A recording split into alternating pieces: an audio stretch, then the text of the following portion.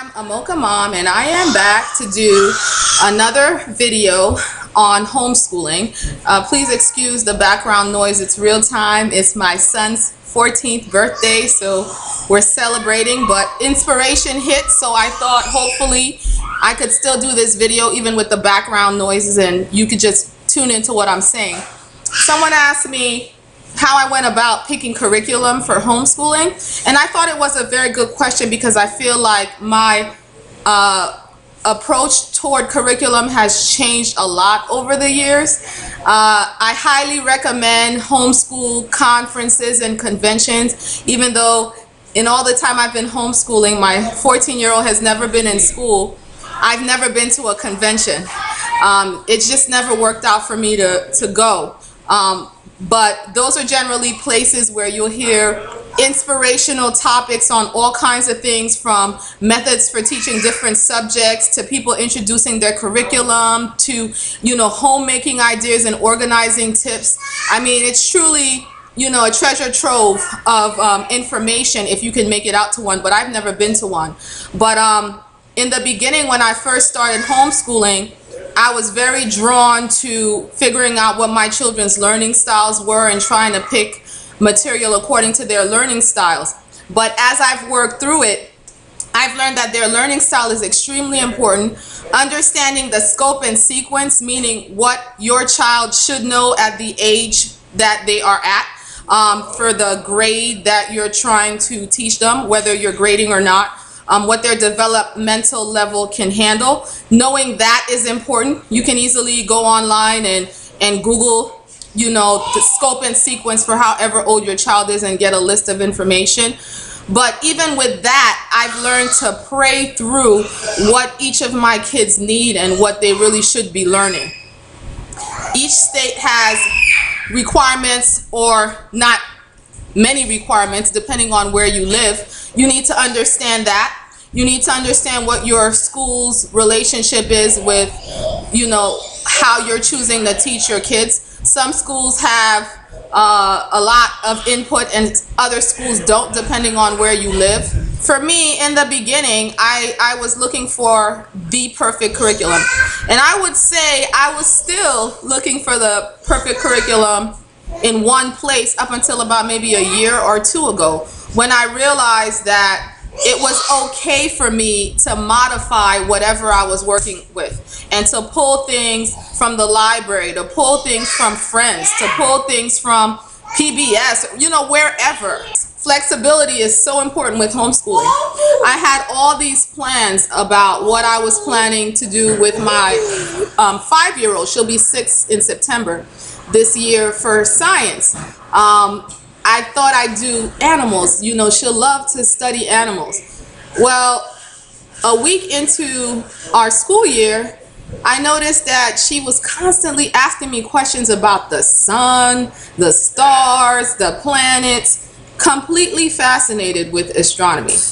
And so I could have decided that, no, we're doing biology because not biology, but we're studying animals because that's what I know we should do right now.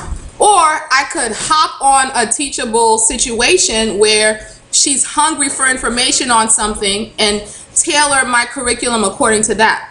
So I've learned to do that more and more over the years. Some curriculums that I've tried 5 in a row. I've tried Winter Promise. The curriculum I've used more than anything else is Sonlight curriculum. I've tried Tapestry of Grace. I've looked at some Alpha and Omega stuff. Lately, I've been looking at a free online curriculum. It's at ambleside.com. It's designed around the Charlotte Mason approach of schooling. And lately, I've been pulling things out of that. But my style is extremely eclectic now. I consider the kids' learning styles. I consider what they're interested in right now. I consider what our resources are. I consider my personal teaching style, what I need. because I have so much curriculum now after schooling for so long, I really technically don't really need to buy anything. But for me, I've noticed it's boring for me to teach the same thing year after year after year, even though I'm teaching it to a different student. There are some things that I use, you know, I've never stopped using. I use MathUSee for math. I supplement it with other things. I use Teach Your Child to Read in 100 Easy Lessons to start the conversation about reading.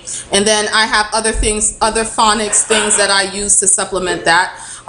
So there'll be things that you'll find that'll keep working, and then there'll be things that you liked in one season but not so much in another season, and then there'll be new things you learn about that you want to branch out and try. But the library is a huge resource, and the internet is an incredible resource.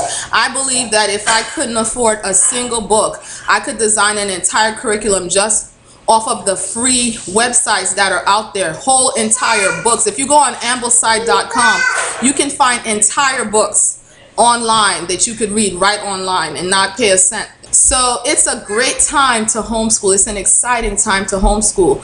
But I would encourage you not to compartmentalize yourself, not to limit yourself, and to realize that you are the master of the curriculum. I'm a box checker. So if I get a curriculum and there are boxes to check, I don't feel good until I've checked every single box for that week. But the truth is, you have to tailor it to suit your needs and your kids' needs. And it's okay if you don't check every single box. One thing that I'm really concerned about is making sure that, you know, I'm pouring into them what God has for me to pour into them. And that's not only academics. We work on character, we work on Bible, we work on, you know, a lot of different things that I feel wouldn't be possible if I wasn't working at home with them. I hope it helps somebody, and feel free to ask me any question you'd like, and I'll do my best to answer you according to my own experience. Be blessed.